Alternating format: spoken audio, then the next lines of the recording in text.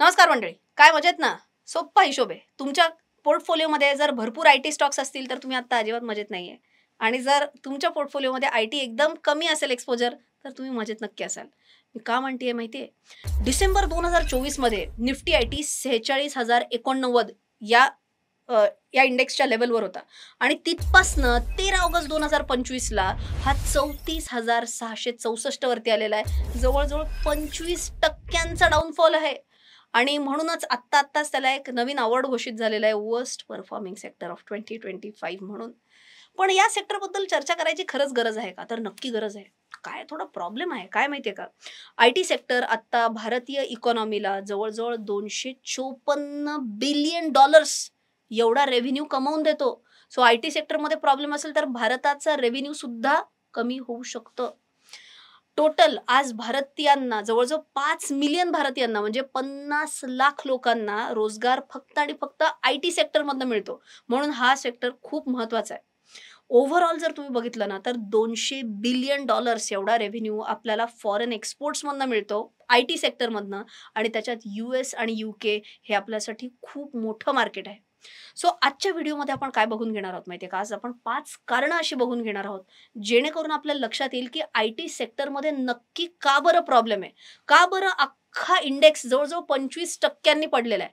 आणि बरं इंडेक्स तर 25% पडलेलाच आहे, पण जी मोठी-मोठी नावं आहेत, टीसीएस जवळ-जवळ 33-34% पडलेला आहे. इन्फोसिस जवळ-जवळ 29% पडलेला आहे. एचसीएल टेक जवळ-जवळ 25%, विप्रो 25%, एलटीएम एंट्री 25%. अरे बापरे! यादी मोठीच आहे. सो आयटी कंपन्या म्हणा, आयटी इंडेक्स म्हणा, भरपूर पडलेले आहेत. सो मी मगाशी म्हटलं असं 5 की फॅक्टर्स आज आपण बघून घेणार आहोत. व्हिडिओ खूप महत्त्वाचा आहे. सो शेवटपर्यंत बघायला विसरू नका. मंडळी, पुढे जायच्या आधी एक खूप महत्वाची सूचना हर घर इन्व्हेस्टर घेऊन येते अहिल्यानगरमध्ये मराठीतून 14 सप्टेंबर रोजी सकाळी 11:30 वाजता. या कार्यक्रमात भरपूर काय काय शिकायला मिळणार आहे, जसं की गुंतवणुकीची सुरुवात कशी, कुठून व कधी करावी, गुंतवणुकीच्या नवीन पर्यायांबद्दल सांगणार आहे, निवृत्तीसाठी 1 करोड पुरतील का असे महत्वाचे प्रश्नांची उत्तरं पण आपण बघून घेणार आहोत. स्टॉक्स, म्युच्युअल फंड काय जास्ती बेटर आहे ह्याच्याबद्दल डिस्कशन असेल. निफ्टीचं माझं टार्गेट काय आहे हे सुद्धा मी डिस्कस करणार आहे. कोणत्या सेक्टर्सला तेजीत राहायची शक्यता एक आहे हे डिस्कस करू. आणि सगळ्यात महत्त्वाचं म्हणजे AI वापरून आपण स्मार्ट रिसर्चर कसं बनू शकतो हेही डिस्कस करणार आहोत. सो अजिबात वेळ दौडू नका. गेले काही शोज हाऊसफुल झालेले आहेत आपले. सो लवकरात लवकर तुमचं सीट बुक करा. लिंक पिन कॉमेंट आणि डिस्क्रिप्शन बॉक्समध्ये दिलेली. वळूया पहिल्या मुद्द्याकडे. इथं 5 तुम्हाला दिसत आहेत, सगळे ब्लर आहेत, पण एक एक करत जायचं ना आपल्याला. पहिला मुद्दा काय बघा, sluggish global tech spending and weak client demand. तुम्ही म्हणाल म्हणजे काय? मी तुम्हाला आत्ता काय सांगितलं, आपण जेवढं आयटी सर्व्हिसेस एक्सपोर्ट करतो, जेवढं आपण निर्यात करतो, याच्यापैकी मॅक्सिमम आपले क्लायंट्स कुठे आहेत? US आणि युरोपमध्ये. आपण जेवढं निर्यात करतो त्याच्यापैकी 60 ते 70% आपला विक्रीचा आकडा फक्त आणि फक्त या 2 देशांमधनं येतो. आता गडबड कुठं झाली?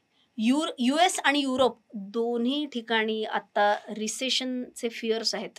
म्हणजे त्यांची अर्थव्यवस्था एवढी स्ट्रॉंग नाही आता. आता तुम्हीच विचार करा, US आणि युरोप यांची अर्थव्यवस्था जर स्ट्रॉंग नसेल एवढी, तर तिकडनं येणाऱ्या आपल्याला ऑर्डर्स ह्या कमी होऊ शकतात का? तर अर्थातच होऊ शकतात. ते त्यांचं खर्च कमी करणार. ते काय म्हणतील, जाऊ दे, आपण भारतीय त्यांना आउटसोर्स करण्यापेक्षा आपण आपलंच थोडं थोडं करून मोकळं होऊ. बाकी बाकी आगे देख लिया जाएगा या पॅटर्नमध्ये. अरे हसू नको, थोडं होऊ शकतं की. हां, तो हो म्हणतोय बघा. तर मराठी लोक आपले चांगले आहेत एकदम, तेवढं समजून घेतात मला. काय बरोबर ना? सो ते काय बाकी आगे देख लिया जाएगा. हिंदी म्हणल्यावर त्यात ततपप होतच आणि आपलं. ओव्हरऑल काय झालं, मी म्हणलं असं, अमेरिका आणि युरोप यांच्यामध्ये ओव्हरऑल रिसेशन फिअर्स असल्यामुळे आपल्याला येणाऱ्या ऑर्डर्सच कमी झालेल्या आहेत. आता ह्या काय माझ्या मनगढंत कहाणी आहेत का? अजिबात नाही. मी काय केलंय, 3 मोठ्या कंपन्या ज्या आहेत, TCS, इन्फोसिस, विप्रो, यांचे कॉन्फरन्स कॉल्स बघितले आणि कॉन्फरन्स कॉलमध्ये काही एक धागा सापडतोय का, कॉमन धागा सापडतोय का हे बघितलं. तुम्ही जर आत्ता बघितलं, हे टेबल जर बघितलं तर तुम्हाला दिसेल TCS काय म्हणते, शब्द बघा, डिले. इन्फोसिसमध्ये काय शब्द दिसतोय, डिले. विप्रोमध्ये काय शब्द दिसतोय, डिले. हे सगळे काय सांगतायत, US म्हणा, युरोप म्हणा, आमचे जे क्लायंट्स आहेत तिकडचे बरेच लोक डिले करतायत, पोस्टपोन करतायत. आज करेंगे सो कल करेंगे असं म्हणतायत. थोडक्यात आता तुम्ही विचार करा, हे सगळे क्लायंट्स जर ऑर्डर्सच उशिरा द्यायला लागले तर भारतीय कंपन्यांना प्रॉब्लेम येईल का नाही? नक्कीच येणार आहे. त्यांचा विक्रीचा आकडा कमी होईल, त्यांचा नफ्याचा आकडा सुद्धा कमी होऊ शकणार आहे. आणि हे ऑलरेडी दिसायला लागलंय का? तर डेफिनेटली दिसायला लागलंय. किती फरक पडलाय आपण बघून घेणार आहोतच, पण आत्ता आपण हे पण लक्षात घेऊ की कोणती पण IT कंपनी काय करते माहितीये का, पुढच्या वर्षी म्हणजे काही ना काहीतरी ऑर्डर्स येत राहतील हे त्यांना अंदाज असतो आणि याच्यामुळे आमचा पुढच्या वर्षी साधारण किती विक्री वाढ होईल ह्याचा गायडन्स दिला जातो. ओके, TCSनी काही गायडन्स दिलाय का? यावर्षी TCSनी गायडन्सच दिलेलं नाही. No numeric FY26 growth guidance. इन्फोसिसनी गायडन्स किती दिलाय? 1.5 ते 3% ग्रोथचा फक्त गायडन्स दिलेला आहे आणि विप्रोनी सुद्धा काहीही न्यूमेरिक गायडन्स दिलेलं नाही. ही चांगली साईन तर बिलकुलच नाही, हे तुम्हाला लक्षात आलंच असेल. वळूया दुसऱ्या मुद्द्याकडे, जो आहे margin headwinds and mixed earning report. आता मी काय करणार आहे माहितीये का, निफ्टी IT मध्ये 10 कंपन्या आहेत आणि या 10 पैकी 6 कंपन्या लार्ज कॅप IT स्टॉक्स आहेत. यांच्या विक्रीमध्ये किती वाढ झाली आणि नफ्यामध्ये किती वाढ झाली ह्याचा आपण थोडा अभ्यास करणार आहोत. आणि ही विक्री वाढ आणि नफा वाढ ही आपण फक्त Q1 YOY घेणार आहे. Q1 YOY म्हणजे काय, एप्रिल ते जून 2025 याची तुलना आपण एप्रिल ते जून 2024शी करणार आहे आणि किती टक्क्यांनी वाढ झालेली आहे विक्री आणि नफ्यात हे बघून घेणार. आता तुम्ही जर बघितलं पूर्ण तक्ता आहे, पण याच्यातलं मी फक्त लार्ज कॅप्स बद्दल बोलणार आहे. TCS, Infosys, HCL Tech, Wipro, LTI, Mindtree आणि टेक महिंद्रा. तुम्ही जर सगळ्या आकड्यांकडे बघितलं तर सगळे सिंगल डिजिट ग्रोथ आहेत. अगदी 1.3% बघा, 7.5%, 8.2, 0.8, 7.6 आणि शेवटचा आहे 2.7%. काहीच वाढ नाही, विक्री वाढ 1% म्हणजे काहीच नाही ना. आणि नफ्याकडे जर तुम्ही गेला तर ते सुद्धा TCS, Infosys single digit, HCL Tech तर -9.7%, विप्रो आणि LTI माइंट्री जस्ट 10%च्या वरती, 11% आणि 10.6%. आणि टेक महिंद्रामध्ये चांगल्या नफ्याची वाढ आहे, 32.6%ची आहे. सो ऑल इन ऑल तुम्ही म्हणलं ना तर काय असं फार विक्री वाढच नाही आणि विक्री वाढच जास्ती नाही, त्याच्यामुळे नफ्याची वाढ पण जास्ती नाही. 2 कंपन्या मात्र आउटलायर्स आहेत. आउटलायर्स म्हणजे काय, सगळ्यांपेक्षा भारी परफॉर्म केलेले. एक आहे पर्सिस्टंट आणि एक आहे कोफोर्ज.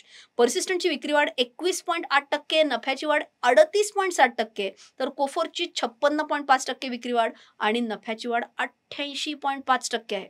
आता आपण जर यांच्या डिटेल्समध्ये जात राहिलो तर ह्यांचा आपला एक वेगळा फंडामेंटल अनालिसिसचा व्हिडिओ अचानक सुरू होईल. असं न करता मी तुम्हाला 1-2 महत्त्वाचे मुद्दे सांगते की यांच्यात का बरं एवढी विक्री वाढ झाली.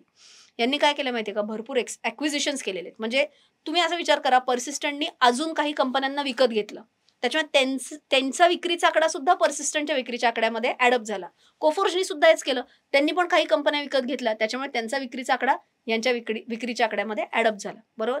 याच्याशिवाय ते म्हटलं आम्ही मिड साईज क्लायंट्सवरती जास्ती फोकस करतोय, आम्ही डील्स पटापट कशा संपतील याच्याकडे फोकस करतोय आणि जिथे डिस्क्रिशनरी कमी निशेस आहेत तिकडे त्यांचा फोकस जास्ती आहे. हे शेवटचे 1-2 मुद्दे जास्ती नसतील कळले तरी ठीक आहे, सोडून द्या. कोफोर्ज आणि पर्सिस्टंट यांनी इतर IT कंपन्यांच्या तुलनेमध्ये चांगला परफॉर्म केला. तिसरा मुद्दा आहे FII सेलिंग प्रेशर. हे फॉरेन इन्स्टिट्यूशनल इन्व्हेस्टर्सचा लाडका सेक्टर कुठला माहितीये का सध्या? IT sector. कशासाठी? विकण्यासाठी. काय होतं माहितीये का, तुम्ही जर आत्ता बघितलं तर जानेवारी ते जुलै या महिन्यांमध्ये त्यांनी जवळजवळ 50,500 करोड रुपयांचे फक्त ITचे शेअर्स विकलेले आहेत आणि दणादण विकलेले आहेत. म्हणजे लेटेस्ट आकडा जर तुम्ही बघितला फक्त जुलैमध्ये जवळजवळ 20,000 करोडचं सेलिंग केलेलं आहे IT मध्ये. आता असं एवढं FII कडनं जर सेलिंग प्रेशर आलं तर शेवटी स्टॉक्स किती तग धरणार, तेही शेवटी पडायला सुरुवात करतातच. पण ह्याच्यात एक गंमत आहे बरं का. नोव्हेंबर आणि डिसेंबरमध्ये जर तुम्ही बघितलं तर नोव्हेंबरमध्ये त्यांनी 5,500 करोडचं बाईंग केलेलं आहे IT मध्ये.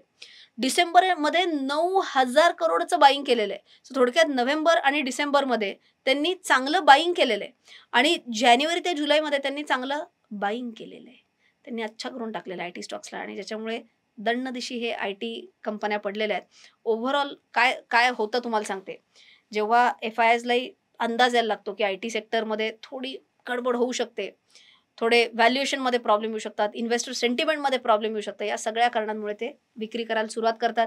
जेवढी जास्ती विक्री करणार तेवढे शेअर्स अजून पडतात. वळूया चौथ्या मुद्द्याकडे, जो आहे AI disruption anxiety and shifting sentiment. सगळ्यांना अगदी 100% मान्य असेल की हे जे काय AIचं काय घडलेलं आहे गेल्या काही महिन्यातच, ते काहीच्या काही पेसनी पुढे जाते. मग पूर्वी ना लोकांना वाटत होतं की साधारण एक 10 वर्षात हे सगळं डिस्रप्शन येईल. डिस्रप्शन म्हणजे काय, तेजीने गोष्टी बदलतील. पण 10 वर्ष सोडा, पुढच्या 2-3 वर्षातच AI कुठच्या कुठे गेलं असेल हे माझ्या इमॅजिनेशनच्याही पलीकडचं आहे. दररोज काही ना काहीतरी वेगळं येत असतं. आता एवढ्या फास्ट चेंजिंग एन्व्हायरमेंटमध्ये आपल्या लोकांकडे तेवढे स्किल सेट आहेत का, हा मुद्दा आहे.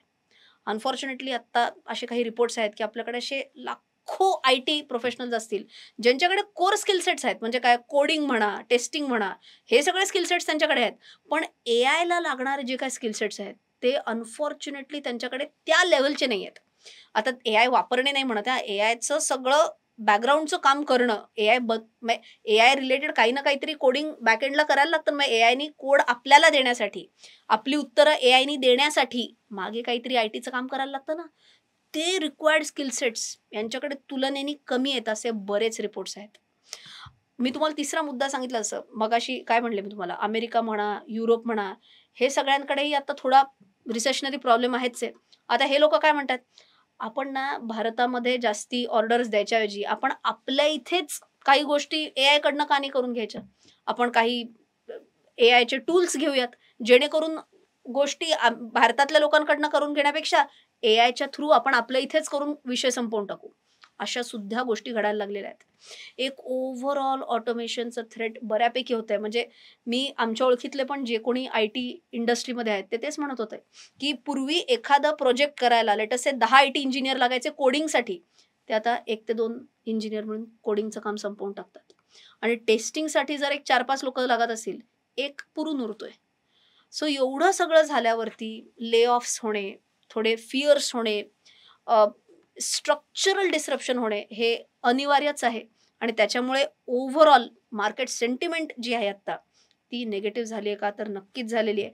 आणि काय मी लक्षात ठेवा, सगळं घडल्यानंतर मार्केट रिएक्शन कधीच देत नाही. मार्केटला आधीच कळतं बापरे इथं काहीतरी गडबड होऊ शकणार आणि आधीच रिएक्शन द्यायला सुरुवात होते. आणि एक्झॅक्टली हेच आत्ता IT सेक्टरमध्ये होतं. वळूया शेवटच्या मुद्द्याकडे आणि तो आहे, बरोबर वाचलं तुम्ही, सगळं काय मीच थोडीच सांगणार आहे.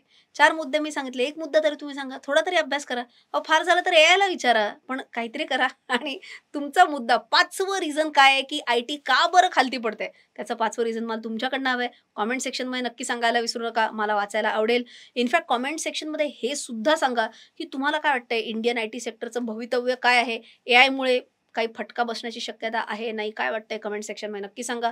सांगायला अजिबात लाजायचं नाहीच आहे. का? कारण चॅनल माझा नाही, आपला आहे.